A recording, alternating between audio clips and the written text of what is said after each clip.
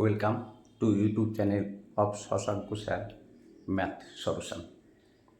দেখো আজকেও number analogy বা রিজনিং প্র্যাকটিসের উপরই অঙ্ক এনেছি। 1 নম্বর অঙ্কটা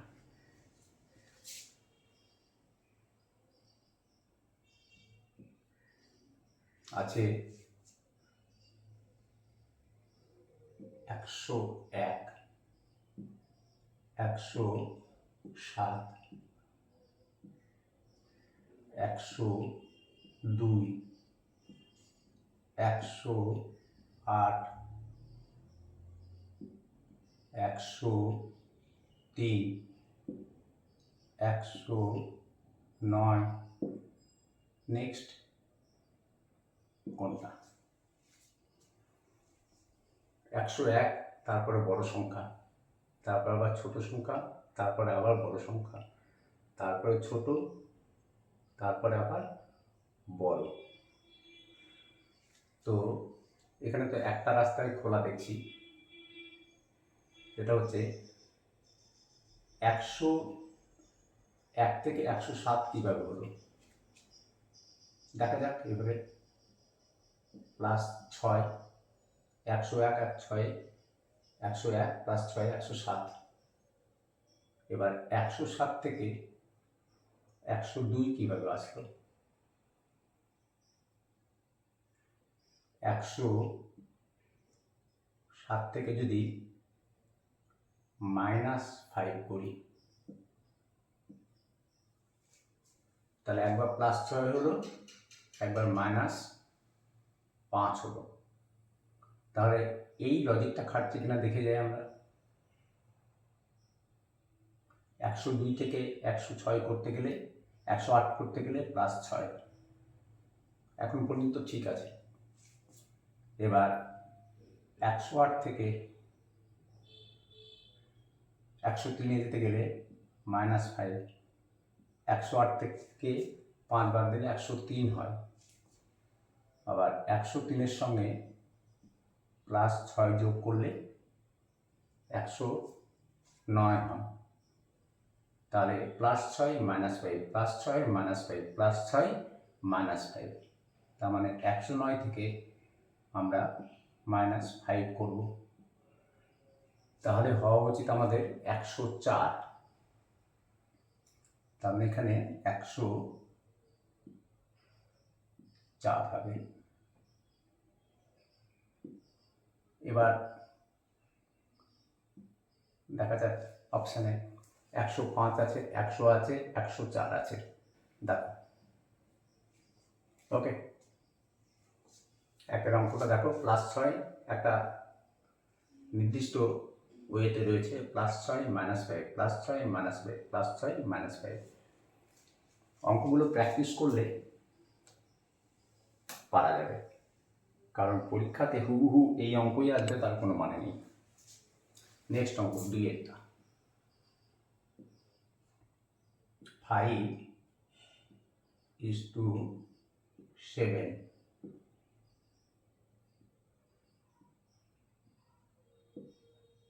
13 বরাবর কত? 5 বরাবর 7। এবার এক হয় 5 + 2 = 7। তাহলে আমরা যদি 13-র সঙ্গে 2 যোগ করি 15 অপশানে নেই, সুতরাং এটা অন্য ওয়ে বাঁচতে হবে, অন্য পথ খুঁজতে হবে। দেখো 5, 7 মৌলিক সংখ্যা, প্রাইম নাম্বারের কথাও কিন্তু মাথায় রাখতে হবে। এখানে দেখো 2 প্রাইম নাম্বার, আমি অত কিছু লিখছি না।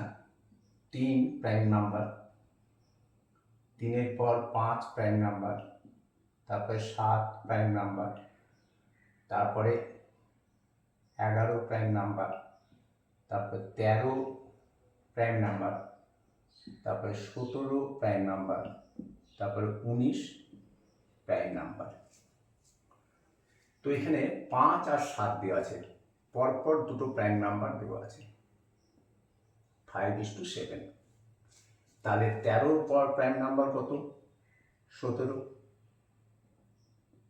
এখানে 5-এর পর যেমন 7 দেওয়া আছে, 13-র পরের প্রাইম নাম্বারই হচ্ছে 17।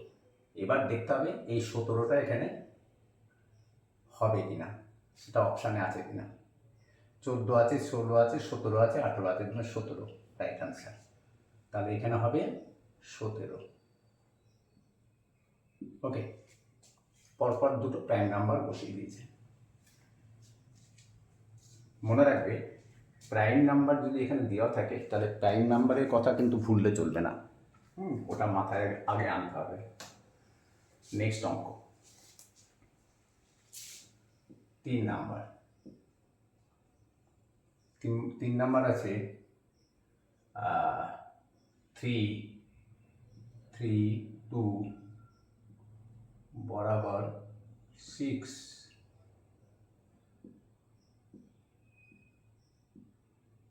5, 4 বরাবর কত? তো দেখো, এত বড় নাম্বার থেকে এত ছোট নাম্বারে চলে এসছে, তাই না? আবার অপশানেও দেওয়া আছে সব ছোট ছোট নাম্বার। তার মানে একটা রাস্তা আমি দেখতে পাচ্ছি, সেটা হচ্ছে 3, সব অঙ্কগুলো যোগ করে নাও। 3 + 3 + 2, এবার কত হচ্ছে? 3, 3, 6, 2, 8 থেকে যদি আমরা 2 বাদ দিই তাহলে কত হচ্ছে? 6 হচ্ছে। এই একটা রাস্তা খোলা আছে, 2 বাদ দিলাম কিন্তু আমরা, হ্যাঁ। এবার 5 + 5 + 4 ইকুয়াল হচ্ছে 14। এখানে যেমন লাস্টের অঙ্কটা বাদ দিয়েছিলাম 2, তো 14 থেকে যদি এই লাস্টের অঙ্কটা বাদ দিই তাহলে 10 হয়, কিন্তু 10 অপশানে নেই। তার মানে এই 2 বাদ দিতে হবে, -2। এখানে 2 বাদ দিয়েছি, এখানেও এই 2 বাদ দিলাম, তাহলে কত হচ্ছে? 12। 14 থেকে 2 ঘাটালে 12 হয়। এবার দেখো সেটা অপশানে আছে কিনা। 9 আছে, 12 আছে, 12। তাহলে এখানে অ্যান্সার হবে 12। ওকে, আশা করছি বুঝতে পারছো। না, 4-এর অঙ্কটা।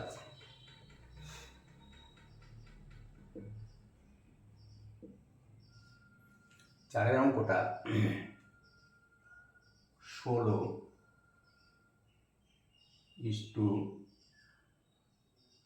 16 বরাবর 27।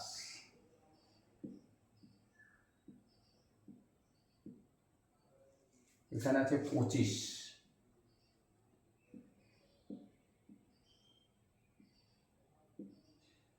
কত? 16 দুগুণ 16কে 2 দিয়ে গুণ করলে হয় 32। 32 থেকে যদি 5 বাদ দিই তাহলে 27 হবে। আর 25 দুগুণ 50, 50 থেকে যদি আমরা 5 বাদ দিই তাহলে 45 হবে, কিন্তু 45 অপশানে নেই। ও হ্যাঁ, দেখো এই যে 16, এটা কিন্তু পূর্ণবর্গ সংখ্যা।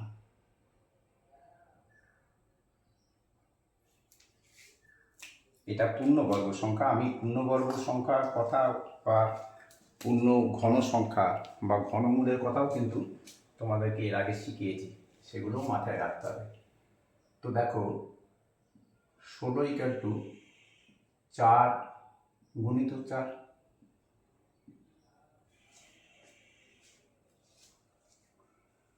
তাহলে এখানে আছে 25, ঠিক আছে।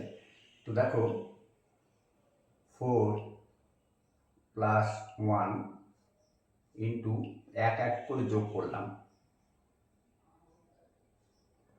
ইকুয়াল টু 5 গুণিত 5 ইকুয়াল টু 25। এই 25টা যদি আমরা এই 25 ধরে নিই, তাহলে এবার 27টা থেকে যাওয়া যাক। 27 তো পূর্ণবর্গ সংখ্যা নয়, কিন্তু পূর্ণ ঘন সংখ্যা, তাই না? দেখো 3 গুণিত 3 গুণিত 3, 3 তিরিকে 9, 3 9 27। এখানে যেমন এটা 16 ছিল, তো এটা হলো কত? 27। তাহলে আমরা এখানে 1 যোগ করেছি, এখানেও যদি প্রত্যেকটার সঙ্গে 1 যোগ করি তাহলে কত হবে দেখো।